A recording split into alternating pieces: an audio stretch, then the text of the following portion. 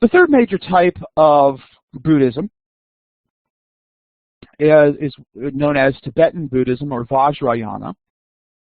The term Vajrayana means diamond vehicle.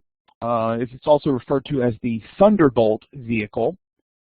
It had developed, Vajrayana had developed as a type of Mahayana, but it had really connected with people in Tibet and developed into a school that was pretty distinct or separate from Tibetan Buddhism, or excuse me, from Mahayana Buddhism. And so it develops into another form. Around the 8th century, the 700 CE, is where Vajrayana really begins to move into Tibet. It had started as a movement in India around the 5th century. It became the principal form of Buddhism in Tibet and is usually referred to as Tibetan Buddhism. It does not seem like there are other forms of Vajrayana Buddhism around except what is found in Tibet. And what's also distinct about Vajrayana from, well, especially Theravada. Theravada, of course, emphasized that it takes several lifetimes before you can achieve nirvana. And so over the course of lifetimes, you are warming up, right? You're developing the things that will eventually lead to nirvana. For Tibetan Buddhism, it's known as the thunderbolt vehicle, right? In this lifetime, you can achieve nirvana. You don't need successive lives to achieve nirvana. And so the speed is a very important distinction. But one of the things about Vajrayana as it becomes Tibetan Buddhism is that it has gradually merged with the indigenous traditions of Tibet. Focus on certain types of deity, what's known as deity yoga, this kind of meditating on oneself as a Buddha or a Bodhisattva, the use of prayer flags, these flags that are, they are put out, and on them are printed prayers. And as they are flapping in the breeze, the prayers are being sent out to the universe. And as the flags over the course of several years begin to deteriorate from the elements, the prayers again are kind of becoming part of the universe. The use of prayer wheels. A prayer wheel is a 12-sided wheel, usually of stone or bronze. And each side has a prayer written on it, and so Tibetan Buddhists will go by these prayer wheels and they will spin them as fast as they can, get them moving. And the idea is that as they're spinning, right, all these prayers are being offered to the deities, to the bodhisattvas. And so the idea is that you are getting credit for those prayers without having to actually think or meditate or pray them.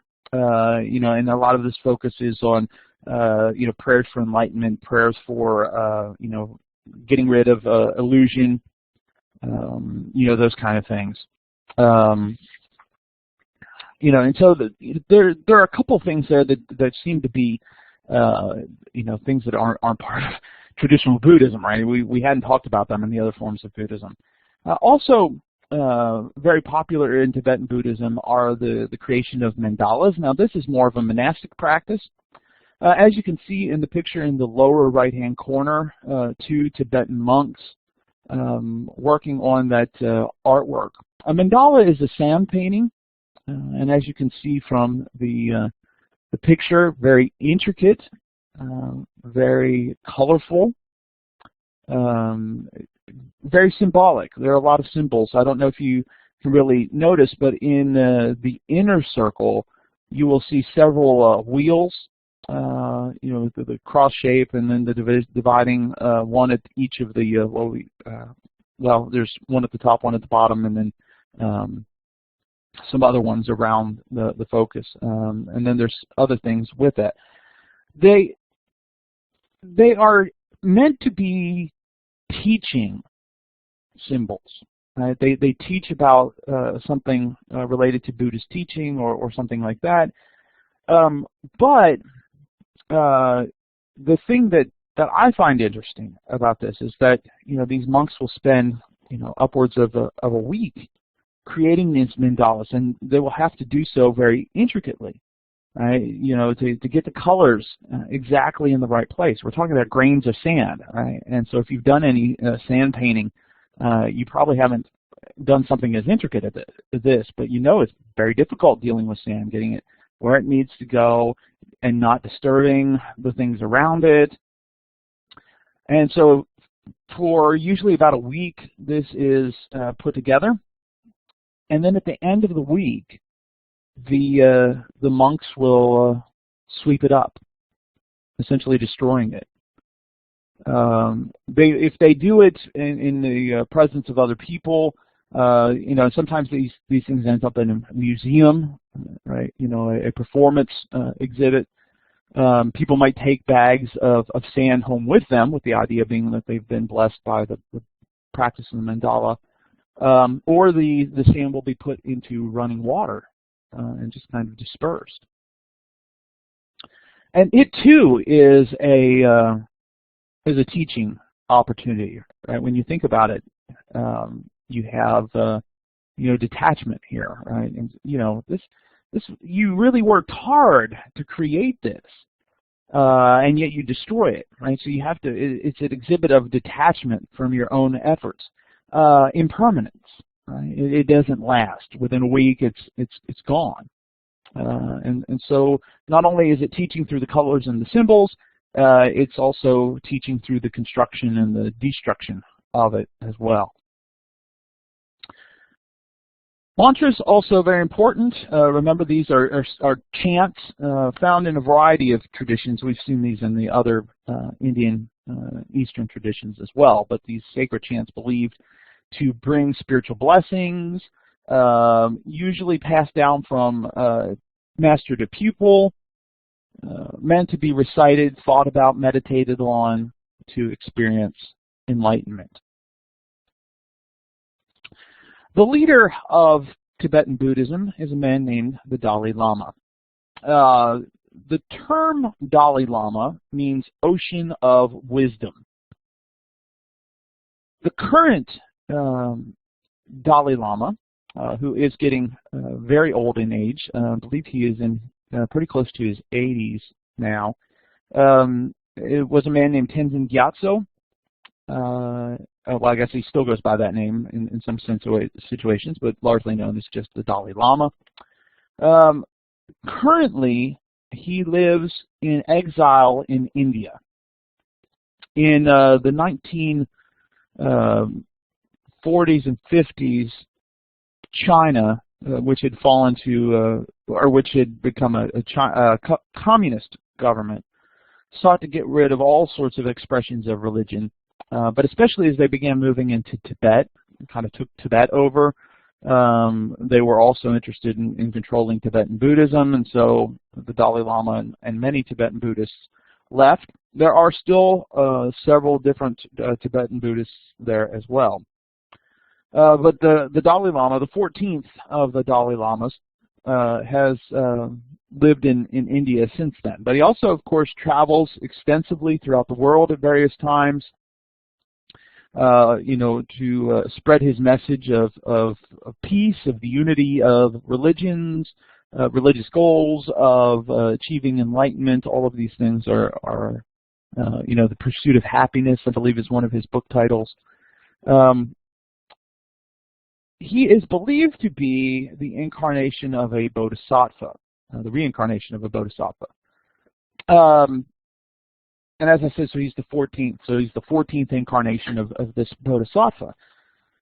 And supposedly what will happen, and what has happened in the past, is that as the Dalai Lama dies, he will give clues to where he will be reborn. for the followers to, after his death, begin looking for him. Along the way, they will investigate and interview a variety of young children born within a certain time period after the death of the Dalai Lama. Usually believed to be a young boy. When Tenzin Gyatso was identified as the Dalai Lama, he was presented with objects a variety of objects, some of which belonged to the previous Dalai Lama, and supposedly he picked them out, which ones were the ones that belonged to the previous Dalai Lama. And that was kind of the last component of this search for the Dalai Lama, ultimately identifying him as this one. One of the things that's become problematic, however, for this Dalai Lama is that China, the Chinese government, who has a very strained relationship with the Dalai Lama. The Dalai Lama has not only been going around speaking his message, but has also been trying to call attention to the oppression of the Tibetan people by the Chinese. And so the Chinese government has made the claim that they will be the ones to determine the rebirth of the Dalai Lama. Right? That they're the ones that's going to make the final decision, with the assumption being by a lot of non-Chinese people suspicious of this, is that they're going to find someone that they can raise to parrot the Chinese message of a variety of support the Chinese government, etc. Yeah, the occupation in Tibet isn't a problem, things like that. Well, they've done something similar. Tibetan Buddhism has had a variety of different schools of thought, and there have been times in the history of Tibet that there have been fights between these different schools. But they merged a couple of centuries ago, and the leaders of these different movements are still a part of Tibetan Buddhism, the Dalai Lama being at the top, but there's also the Karmapa Lama and the Panchen Lama, who had been, these other leaders. And I believe it was the Panchen Lama was identified as a boy in Tibet. This is a couple of decades ago. And the Chinese government immediately snatched him up. And a couple of years later put forth this guy as the Panchen Lama. His message is support the Chinese government, et cetera, et cetera. So this has happened with other leaders, supposed rebirth. So the concern is that they're going to do that with the Dalai Lama as well. And so Gyatso has said, I'm not going to be reborn in Tibet. I'm going to be reborn somewhere else. And so he's claiming that he's not even going to be reborn where the Chinese can control that.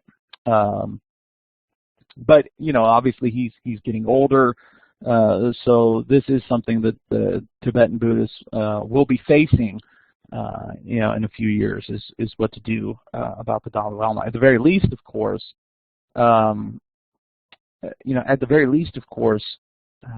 there will be the opportunity for the Chinese to put forth an alternative Dalai Lama, right? So one identified by the community, one identified by the government, which will at least throw confusion among Tibetan Buddhists. And so, at the very least, that's probably likely to happen here in the next couple years.